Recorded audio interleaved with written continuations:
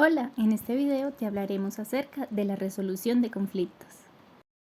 Puede que tengas alguna confusión sobre el tema y no tener claro de qué se trata.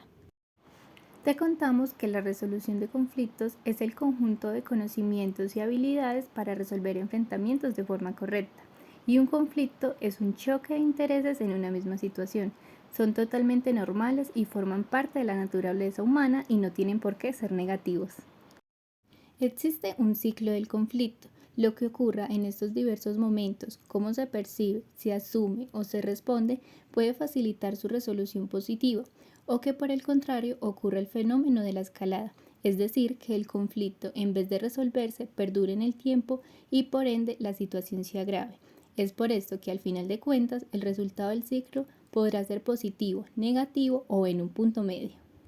Aquí podemos encontrar 4 fases. La fase 1 están nuestras actitudes y creencias previas. La fase 2, el conflicto en sí mismo. En la fase 3, la forma en que respondemos o reaccionamos. Y finalmente la fase 4, las consecuencias o los resultados. En la fase 1, el ciclo del conflicto inicia por nuestras actitudes y creencias respecto al conflicto, es decir, la forma en la que percibimos los desacuerdos.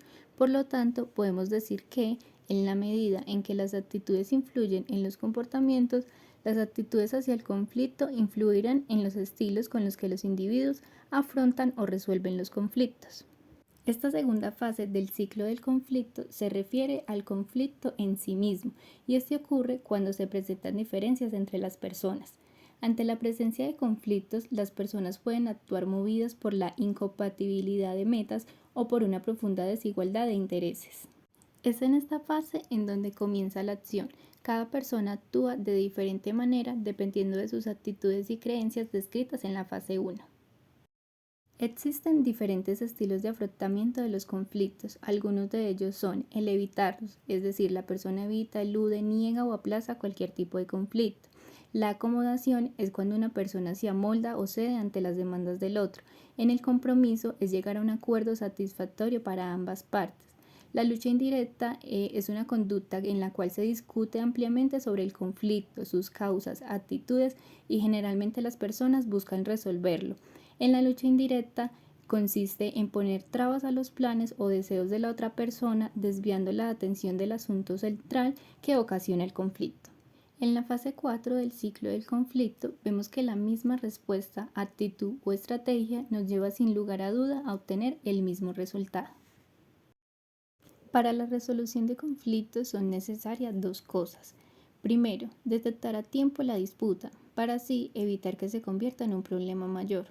Segundo, tener un plan de actuación para que el manejo de los conflictos tenga una respuesta efectiva y pronta. Ahora te vamos a brindar unos consejos para que puedas resolver tus conflictos. Primero, definir el problema, es decir, buscar el origen o las causas que puedan dar lugar a la situación que se está viviendo, intentando responder las siguientes preguntas: ¿qué va mal? ¿Qué ocurre? 2. Analizar las causas. Tener presente el porqué del conflicto. Todo lo que ocurre tiene una o varias causas. Debemos analizarlas, ya que esto ayudará a resolver la situación. 3. Definir objetivos para actuar. Antes de emprender cualquier acción, se debe tener claro lo que se quiere conseguir en esta situación o conflicto. ¿Queremos solucionarlo? 4. Generar alternativas. Se deben buscar diferentes formas de resolución del conflicto y pensar que se puede hacer desde un punto de vista positivo. Aunque en el momento nos parezca imposible, cada situación del conflicto tiene multitud de soluciones posibles. Hay que pensar en todas ellas. Quinta, elegir las alternativas apropiadas. Siempre que se tomen decisiones se ha de preguntar qué se debe hacer y cuál es la forma más adecuada de actuar. La clave para ello es poder prever las posibles consecuencias que puede tener cada alternativa que se nos ha ocurrido. Sexta, poner en práctica la solución elegida. Una vez que se tiene claro de qué manera se puede solucionar, hay que llevarlo a la práctica eligiendo la manera más adecuada. Y por último, evaluar los resultados. Las consecuencias de las acciones llevadas a cabo dirán si la resolución de conflicto ha sido positiva o no. Esperamos que con este video hayas comprendido las herramientas para resolver conflictos y ahora tengas más estrategias para resolver aquellos que se vayan presentando.